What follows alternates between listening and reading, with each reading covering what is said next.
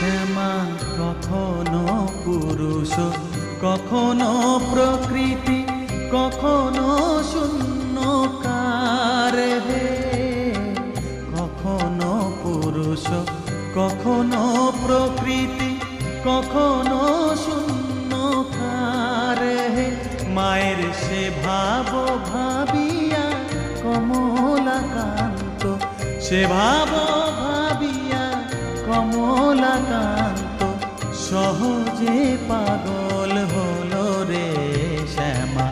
মা কি আমার কালো, কালো রূপে দিগম্বরী, কালো রূপে